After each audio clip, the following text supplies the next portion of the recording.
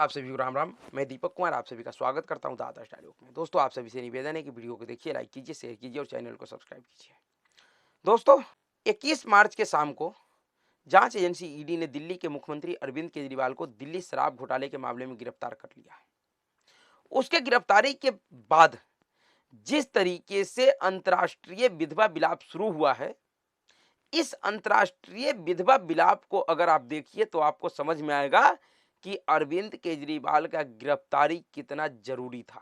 अगर लोकसभा चुनाव से पहले अरविंद केजरीवाल को गिरफ्तार नहीं किया जाता तो फिर लोकसभा चुनाव में किस तरीके से अरविंद केजरीवाल जैसे सफेद पोशों के माध्यम से जो भारत द्रोही, भारत विरोधी जो विदेशी शक्तियां हैं वह आम चुनाव में हस्तक्षेप करने का षड्यंत्र करता है। जिस तरीके से अरविंद केजरीवाल के गिरफ्तारी के बाद पहले जर्मनी का बयान आया, उसके बाद अमेरिका का बयान आया और अब यूएन का बयान आया, इन बयानों का एक खास महत्व है। यह बयान यूं ही नहीं आया है और यह बयान इसलिए भी नहीं आया है क्योंकि दिल्ली के मुख्यमंत्री का गिरफ्तारी हुआ है। यह बयान इसलिए आया है क्योंकि जिस व्यक्ति के माध्यम से भारत द्रोही शक्तियां भारत में भारत के खिलाफ अपना एजेंडा चलाने का प्रयास कर रहा था, उस व्यक्ति का गिरफ्तारी हो गया है। उनके उस एजेंडे को बड़ा धक्का लगा है और यही कारण है कि अब अरविंद केजरीवाल की गिरफ्तारी पे अंतर्राष्ट्रीय विधवा विलाप हो रहा है। नहीं तो ऐसा क्या कारण है, अरविंद केजरीवाल की गिरफ्तारी में क्या ऐसा है जो हेमंत सोरेन की गिरफ्तारी में नहीं था, जो लालू प्रसाद यादव की गिरफ्तारी में नहीं था, जो जे जयललिता की गिरफ्तारी में नहीं था, या फिर इस देश में बड़े से बड़े नेताओं का गिरफ्तारी भ्रष्टाचार के आरोप में हुआ है। ऐसे नेताओं की गिरफ्तारी पे इस तरीके का अंतर्राष्ट्रीय विधवा विलाप क्यों नहीं हुआ? हेमंत सोरेन अगर हैसियत और पावर के दृष्टि से देखा जाए तो अरविंद केजरीवाल से कई गुना अधिक था। अरविंद केजरीवाल एक छोटे से अधूरे राज्य का मुख्यमंत्री था, जबकि हेमंत सोरेन एक पूर्ण राज्य का और आदिवासी बहुसंख्यक प्रदेश झारखंड का मुख्यमंत्री था। अभी उसका भी गिरफ्तारी हुआ है और भ्रष्टाचार के आरोप में ही हुआ है। क्या उसके गिरफ्तारी पे आपको किसी दूसरे देश का बयान दिखा? क्या हेमंत सोरेन की गिरफ्तारी के विरोध में जर्मनी ने अपना बयान दिया, अमेरिका ने बयान दिया, यूएन ने बयान दिया? नहीं दिया, क्योंकि इन लोगों को हेमंत सोरेन से या झारखंड के मुख्यमंत्री से कोई लेना देना नहीं है। क्यों? क्योंकि हेमंत सोरेन भ्रष्टाचारी हो सकता है लेकिन वो देशद्रोही नहीं है। वह भारत के खिलाफ षड्यंत्र नहीं किया है, वो भारत के खिलाफ षड्यंत्र करने वाले शक्तियों का सहयोगी नहीं है। लालू प्रसाद यादव के ऊपर लाख भ्रष्टाचार का आरोप है, वो भ्रष्टाचार के आरोप में सजायाफ्ता अपराधी है, लेकिन वो भारत के खिलाफ षड्यंत्र नहीं किया, वो भारत द्रोही नहीं है। लेकिन अरविंद केजरीवाल विदेशी शक्तियों के हाथ में खेलने वाला वह खिलौना है जो भारत के राजनीति में रहकर भारत के खिलाफ ही षड्यंत्र कर रहा है, भारत में भारत के दुश्मनों का काम आसान कर रहा है। तो भारत विरोधी जो भारत द्रोही शक्तियां हैं, जो किसी भी रूप में ये नहीं चाहता कि भारत एक मजबूत राष्ट्र बने, जो हमेशा ये चाहता है कि भारत उस लेवल को कभी भी क्रॉस ना करे जिसके क्रॉस करने के बाद वो हमारे ऊपर भारी पड़े, हमारे लिए कभी मुसीबत ना बन सके। भारत मजबूत तो हो लेकिन इतना मजबूत ना हो कि वह हर एक प्रकार से आत्मनिर्भर हो जाए, जिसको कंट्रोल करना हमारे लिए संभव ना हो। उन्हीं भारत द्रोही शक्तियों का एक नेटवर्क है अरविंद केजरीवाल भारत में। आप पूरे किसान आंदोलन, चाहे पहले वाला किसान आंदोलन हो या ये वाला किसान आंदोलन, इस पूरे किसान आंदोलन में जो भूमिका अरविंद केजरीवाल और उनके पार्टी का, उनके सरकार का है, उस पूरे भूमिका का अगर आप सही से आकलन करेंगे तो आपको समझ में आएगा कि अरविंद केजरीवाल क्या है। आखिर क्या कारण है कि जब से अरविंद केजरीवाल भारत के राजनीति में आया, जब से अरविंद केजरीवाल दिल्ली और पंजाब की राजनीति में सक्रिय हुआ, तभी से इस देश में खालिस्तानी मूवमेंट का शुरुआत हो गया। जो खालिस्तानी मूवमेंट 1984 के बाद खत्म हो चुका था, वह खालिस्तानी मूवमेंट एकाएक कैसे आगे बढ़ने लगा, कैसे अचानक से एक अनजान सा अमृतपाल सिंह देखते ही देखते इतना बड़ा चेहरा बन गया जिसको कंट्रोल करने में पूरे पंजाब पुलिस का पसीना छूट रहा था। क्या यह सब ऐसे ही हो गया? नहीं, कहीं ना कहीं अरविंद केजरीवाल भारत द्रोही उन शक्तियों का एक कठपुतली है जिनके इशारे पे अरविंद केजरीवाल और उनका सरकार इस तरीके के भारत द्रोही शक्तियों का समर्थन करता है। इस तरीके से भारत को उलझा कर रखना चाहता है, जिससे भारत अपने विकास पे, अपने मजबूती पे ध्यान न देकर अपने इसी घरेलू मामले में उलझ कर रह जाए। इस तरीके से आज भारत का रुतबा पूरे विश्व में बढ़ रहा है। जिस तरीके से आज भारत हर एक उस विकसित देश के आंखों में आंखें डालकर बात कर रहा है, भारत का यह अदा बहुत से देशों को पसंद नहीं है, खास करके यूरोपीय देशों को।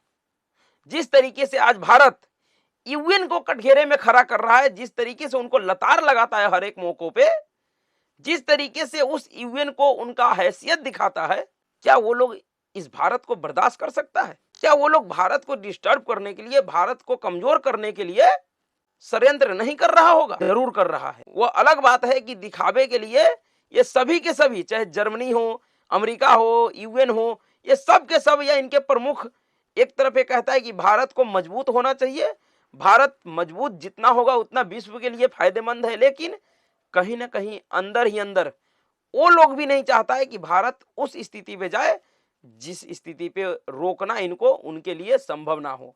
भारत को मजबूत होता तो देखना चाहता है, लेकिन इतना मजबूत नहीं देखना चाहता है कि वह भारत को कंट्रोल ना कर सके, भारत उनके कंट्रोल से बाहर चला जाए। और इसीलिए अरविंद केजरीवाल को वह अपने एक एजेंट के रूप में भारत के राजनीति में 2012 में भ्रष्टाचार विरोधी आंदोलन के माध्यम से स्थापित किया। आप अरविंद केजरीवाल का जो जीवन है राजनीति में आने से पहले का, उसको पढ़िए, उसको समझने का प्रयास करिए, तो आपको समझ में आएगा कि यह वह अरविंद केजरीवाल है जो राजनीति में आने से पहले एनजीओ गैंग का सरगना हुआ करता था, जो एक एक नहीं बल्कि कई एक एनजीओ चलाता था, चाहे वो कबीर हो या और भी इनके कई एक सारे एनजीओ था, नाम मुझे नहीं ध्यान है अभी, लेकिन यह एनजीओ चलाया करता था। और एनजीओ चलाने वाले जितने भी लोग होते हैं वह बड़े ही षड्यंत्रकारी होते हैं, वह अक्सर विदेशी शक्तियों के हाथों का कठपुतली होते हैं, क्योंकि इस एनजीओ गिरोह को ही सब देशों से ऐसे ऐसे लोगों से फंड मिलता है जो हमेशा से भारत का विरोध करता रहा है। चाहे वो जॉर्ज सोरोस हो, जिसने खुलकर ये कहा कि मैं नरेंद्र मोदी के खिलाफ $100 बिलियन खर्च कर सकता हूं, मैं उनको सत्ता से हटाने के लिए $100 बिलियन खर्च करूंगा। वो $100 बिलियन किसको देता है?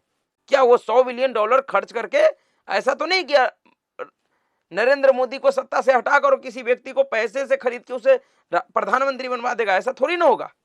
दरअसल वह जॉर्ज सोरोस का पैसा इसी तरीके से एनजीओ गैंग के माध्यम से भारत में आता है, और उस पैसे के बदौलत भारत में कभी किसानों के नाम पे आंदोलन, तो कभी पहलवानों के नाम पे आंदोलन, तो कभी मजदूरों के नाम पे आंदोलन, तो कभी ड्राइवरों को नाम पे आंदोलन। अब बताइए, भारत सरकार ने एक ट्रैफिक रूल बनाया, मोटर व्हीकल एक्ट बनाया, जिसमें हिट एंड रन के खिलाफ कठोर कानून बनाया, जिस कानून से ट्रक ड्राइवर का ना कोई लेना देना, ना बस ड्राइवर का लेना देना। इसके बावजूद भी पूरे देश में हड़ताल हो गया, पूरे देश में जो ड्राइवर था वो सब सड़क पे आ गए। ये ऐसे ही नहीं हुआ है, इस सब के पीछे कहीं ना कहीं विदेशी शक्तियां हैं, जिन विदेशी शक्तियों के लिए भारत के राजनीति में काम करने वाले ऐसे अरविंद केजरीवाल जैसे लोग हैं। और यही कारण है कि अरविंद केजरीवाल जैसे लोगों की गिरफ्तारी के बाद अब यह जो अंतर्राष्ट्रीय शक्ति है भारत द्रोही, वह विधवा विलाप कर रहा है। इनको ना तो भारत के लोकतंत्र से कोई लेना देना नहीं है, ना ही भारत की न्यायिक प्रणाली से कोई लेना देना है। इनको लेना देना सिर्फ और सिर्फ अरविंद केजरीवाल जैसे उन लोगों से है जो उनके एजेंडे पे भारत में काम कर रहे हैं, उनके एजेंडे को बढ़ा रहा है और उनके एजेंडे पे चल के भारत विरोधी षड्यंत्र कर रहा है। कहां गया वो किसानों के नाम पे जो आंदोलन हो रहा था? वो आंदोलन क्यों खत्म हो गया? अगर उनकी मांगे जायज थी तो वो आंदोलन क्यों खत्म हो गया भाई? क्या कारण है? जैसे ही इन तथाकथित आंदोलन जीवियों का जो विदेशी अकाउंट था, उन अकाउंटों में जो पैसे थे वो पैसे सीज होना शुरू हुए, इन तथाकथित फर्जी किसानों का वीजा और पासपोर्ट रद्द होना शुरू हुआ, पूरा का पूरा आंदोलन खत्म हो गया। कहीं कोई आंदोलन नहीं है, ये सब अचानक से नहीं हो रहा है, इस सब के पीछे उस भारत विरोधी शक्तियों का हाथ है, जिनके हाथ का कठपुतली अरविंद केजरीवाल जैसे लोग हैं, जिनके लिए आज दुनिया का वह तमाम देश जो अंदर ही अंदर भारत से जलता है, भारत की तरक्की से जलता है, भारत के खिलाफ षड्यंत्र करता है, वह सब के सब विधवा विलाप कर रहा है। वो सब के सब चिंता जता रहा है कि चुनाव के माहौल में सभी को शांतिपूर्ण चुनाव वोटिंग करने का अधिकार मिलना चाहिए। अरे तुम सिखाओगे भारत को? यूएन सिखाएगा? जिस यूएन का इस समय कोई हैसियत नहीं है, जो यूएन पिछले 1 साल से 2 देशों का युद्ध नहीं रोक पा रहा है, ना तो उसने रसिया यूक्रेन का युद्ध रोकवा पाया और ना ही फिलिस्तीन इजराइल का युद्ध रोकवा पाया, वो यूएन भारत को ज्ञान दे रहा है। अपनी हैसियत है नहीं कुछ भी, और भारत जैसे देश को ज्ञान दे रहा है, जिस देश को आज पूरा विश्व लोहा मान रहा है, जिस देश के लोकतंत्र को पूरा देश, पूरा दुनिया सर्वोपरि मानता है, उसको यूएन सिखा रहा है कि भारत में किस तरीके से वोटिंग होगा, किस तरीके से वोटिंग का अधिकार लोगों को मिलेगा। जिस अमेरिका में खुद ही पिछले कई एक चुनाव से हिंसा होता है, संसद पे हमला हो जाता है, उस अमेरिका को ज्ञान देने के बजाय यूएन भारत को ज्ञान दे रहा है। दरअसल यह ज्ञान ऐसे ही नहीं दे रहा है, यह ज्ञान देने के पीछे सिर्फ और सिर्फ भारत द्रोहियों का एक ही मकसद है कि किसी भी तरीके से भारत को कमजोर किया जाए, भारत को उस लेवल तक नहीं पहुंचने दिया जाए जिस लेवल पे पहुंचने के बाद इनको रोक पाना संभव नहीं है उनके लिए। इसीलिए कभी मैग्सेसे अवॉर्डधारी पत्रकारों को, तो कभी केजरीवाल जैसे नौटंकीबाजों को, तो कभी फर्जी रिपोर्टों के माध्यम से, अलग अलग तरीकों के माध्यम से पिछले कई एक सालों से भारत और भारत के माहौल को अस्थिर करने का प्रयास किया जा रहा है। इसमें सिर्फ एक अरविंद केजरीवाल नहीं, बड़े बड़े नेता शामिल हैं, कई एक मोदी विरोधी हैं जो इस समय भारत में इन विदेशी शक्तियों के हाथों का कठपुतली बनकर घूम रहे हैं, इन विदेशी शक्तियों के इशारों पे काम कर रहे हैं। भारत में भारत के विरुद्ध माहौल बनाने का प्रयास किया जा रहा है, लेकिन भारत के लोग इतने मूर्ख नहीं है, इतने बेवकूफ नहीं है। भारत सरकार और भारत का लोग अब ऐसे दलालों को, ऐसे एजेंडाधारियों को, भारत द्रोहियों को जवाब देना जानता है और उसी तरीके से जवाब दे भी रहा है और आगे भी देना जारी रखेगा। लेकिन जरूरत है कि देश में इस तरीके के अरविंद केजरीवालों को पहचाने, इस तरीके के भारत द्रोही एजेंडा चलाने वाले लोगों को पहचाने जो आपको कुछ जरूरत की चीजों को फ्री में देकर आपके और आपके देश के खिलाफ इस तरीके का षड्यंत्र कर रहा है विदेशी शक्तियों के इशारों पे। तो अभी के लिए इतना ही। अगर आपको विश्लेषण अच्छा लगा तो वीडियो को लाइक कीजिएगा, शेयर कीजिएगा और चैनल को सब्सक्राइब कीजिएगा। नमस्कार।